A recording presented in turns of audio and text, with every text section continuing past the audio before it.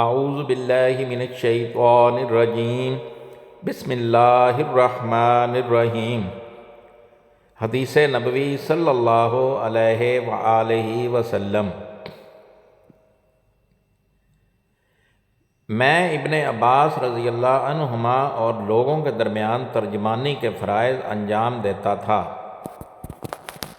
ایک مرتبہ ابن عباس رضی اللہ عنہما نے کہا کہ قبیلہ عبد القیس کا وفد رسول اللہ صلی اللہ علیہ وآلہ وسلم کی خدمت میں آیا۔ آپ صلی اللہ علیہ وآلہ وسلم نے دریافت فرمایا کہ کون سا وفد ہے یا یہ کون لوگ ہیں؟ انہوں نے کہا کہ ربیہ خاندان کے لوگ ہیں۔ آپ صلی اللہ علیہ وآلہ وسلم نے فرمایا کہ مبارک ہو قوم کو آنا، یا مبارک ہو اس وفد کو جو کبھی نہ رسوا ہو نہ شرمندہ ہو۔ اس کے بعد انہوں نے عرض کیا کہ ہم ایک دور دراز کونے سے آپ صلی اللہ علیہ وآلہ وسلم کے پاس آئے ہیں، اور ہمارے اور آپ کے درمیان کفار مضر کا یہ قبیلہ پڑتا ہے۔ اس کے خوف کی وجہ سے ہم حرمت والے مہینوں کے علاوہ اور ایام میں نہیں آ سکتے، اس لیے ہمیں کوئی ایسی قطعی بات بتلا دیجئے کہ جس کی ہم اپنے پیچھے رہ جانے والے لوگوں کو خبر دے دیں، اور اس کی وجہ سے ہم جنت میں داخل ہو سکیں۔ تو آپ صلی اللہ علیہ وآلہ وسلم نے انہیں 4 باتوں کا حکم دیا اور 4 سے روک دیا۔ اول، انہیں حکم دیا کہ ایک اللہ پر ایمان لائیں۔ پھر فرمایا، کیا تم جانتے ہو کہ ایک اللہ پر ایمان لانے کا کیا مطلب ہے؟ انہوں نے عرض کیا، اللہ اور اس کا رسول زیادہ جانتے ہیں۔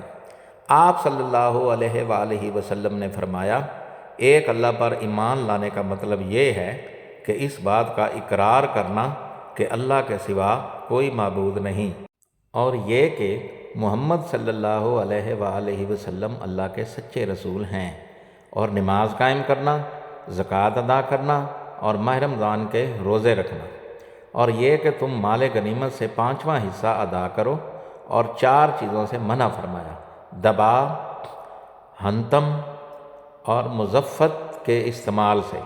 اور چوتھی چیز کے بارے میں شعبہ کہتے ہیں کہ ابو حمزہ بعض اوقات نکیر کہتے تھے اور بعض اوقات مکیر۔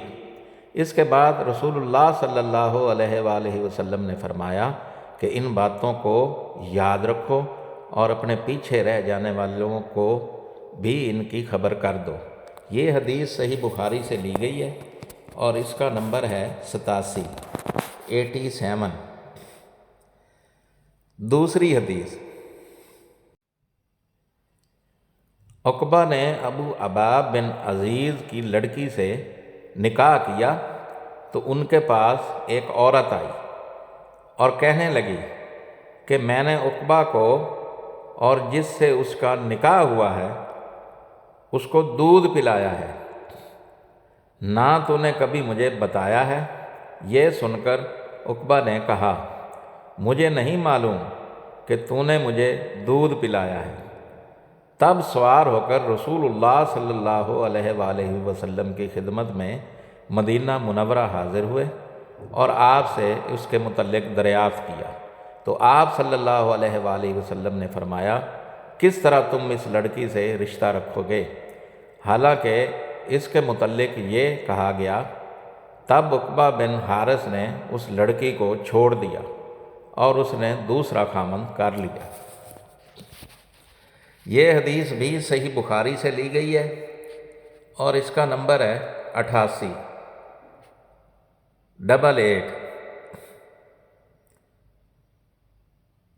میری تمام دیکھنے اور سننے والوں سے گزارش ہے کہ میرے والدین، میرے بہن بھائی، میرے رشتہ دار اور میرے دوست جو اس دنیا سے جا چکے ہیں ان کے لیے مغفرت کی دعا فرما دیں۔ جزاک اللہ خیرہ۔ دعا گو طارق سلطان شاہ ہاشمی۔